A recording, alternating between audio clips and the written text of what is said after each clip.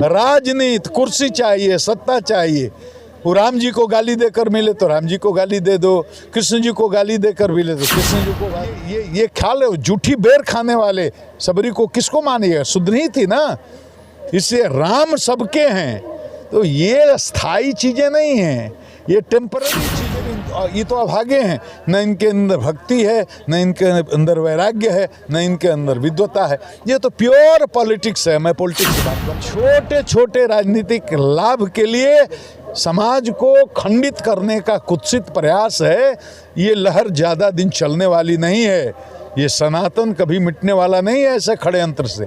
ये सब राजनीतिक बातें हैं। विश्वामित्र के तपोभूमि बक्सर में गुप्तेश्वर पांडे जी पहुंचे हैं। लगातार 2 दिन से कथा चल रहा है और 1 सप्ताह तक चलने वाला साप्ताहिक यज्ञ है और यहाँ तमाम भक्तों का एक मेला देखने को मिल रहा है। अभी हमारे साथ श्री गुप्तेश्वर जी महाराज है। बाबा, जिस दिन से कार्यक्रम की शुरुआत हुआ है उस दिन से आज बक्सर में किस तरह से माहौल बना हुआ है? बहुत आध्यात्मिक वातावरण है। ऐसे भी बक्सर एक धाम है। ये संतों की भूमि है, ऋषियों की भूमि है, महर्षियों की भूमि है, तपस्वियों की भूमि है, विश्वामित्र की तपस्थली है, राम की शिक्षा स्थली है और अहिल्या जी की मुक्त स्थली भी यही है।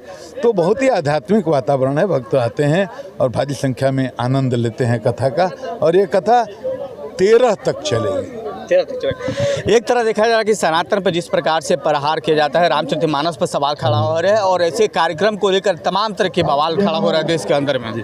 ये रजोगुण के उत्कर्ष में, तमोगुण के उत्कर्ष में सनातन बातें समझ में नहीं आती हैं। जो रजोगुणी लोग हैं, तमोगुणी लोग हैं, उनको शास्त्र की बातें समझ में नहीं आएंगी, तो अपने अपने चेतना के स्तर से वो चौपाइयों की व्याख्या करते हैं, वेद की व्याख्या करते हैं, मनुस्मृति की व्याख्या करते हैं। वो दया के पात्र हैं, वो हमारे भाई ही हैं, उनमें भी ईश्वर का अंश है। वो उनके लिए हमको भगवान से हम सबको प्रार्थना करनी चाहिए, भगवान उनको विवेक दें ताकि शास्त्र को और शास्त्र की बात को समझने में समर्थ हो सके। उत्तर प्रदेश में रामचरितमानस को आग के हवाले कर दिया गया बाबा, उसके बाद से वहाँ पर धार्मिक भावनाओं से काफ़ी लोग आहत। अरे भाई, ये कल युग की बात कर रहे हैं आप। त्रेता युग में रावण क्या करता था आप बताइए? त्रेता युग में रावण क्या करता? जहाँ जहाँ विप्र धेनु सुरपाव, जहाँ जहाँ यज्ञ होता था, पूजा होता था, हवन होता था, पाठ होता था, कथा होती था, घेर घेर करके आग लगाने काम, ये त्रेता में होता। ये तो कलयुग है। तो कलयुग का ये लोग रावण है। तो रावण की बात नहीं, ये चेतना के निचले स्तर पर लोग हैं। रजोगुण का उत्कर्ष है, तमोगुण का उत्कर्ष है। रावण से तुलना नहीं कर सकते आप, क्योंकि रावण तो परम कम से कम विद्वान तो था। तमोगुण उसमें था, रजोगुण का उत्कर्ष था, लेकिन कम से कम विद्वान तो था, पढ़ा लिखा था, शास्त्रों का ज्ञाता था। लेकिन ऐसे लोग तो, अरे राम दलितों के नेता हैं, राम पिछड़ों के नेता हैं, राम अति पिछड़ों के नेता हैं। राम केवल सवर्णों के राम थोड़े हैं, राम तो हिंदुओं के हैं, मुस्लिमों के हैं, सिखों के हैं, ईसाइयों के हैं, दलितों के हैं, पिछड़ों के हैं। वो सबरी के भी राम हैं।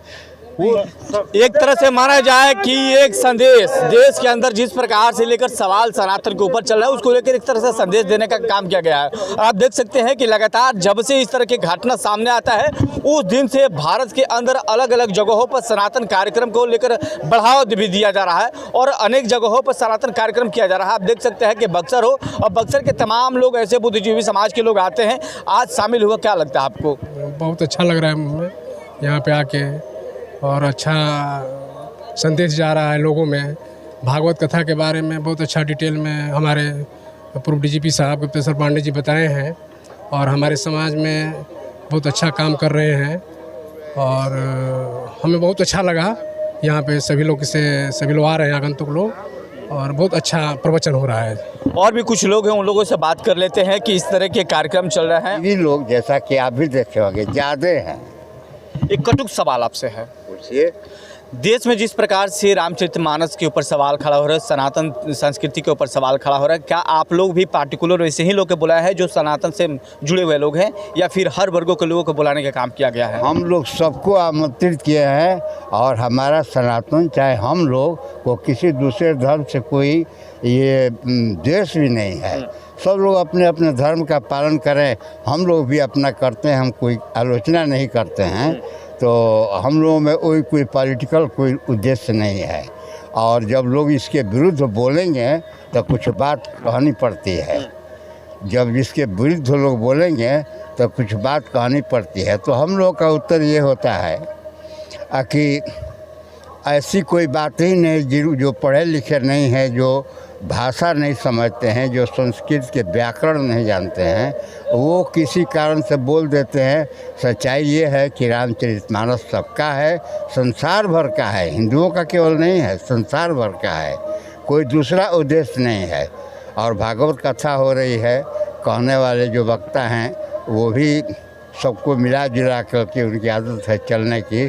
उनके यहाँ ना कोई जाति है, ना कोई धर्म है, ना कोई ऐसा वैसा कुछ नहीं है। तो आप देख रहे थे प्राइम पब्लिक और मैं हूं विकास विद्यार्थी। देखने वाले सभी दर्शकों को पुनः एक बार स्वागत और अभिनंदन करता हूं।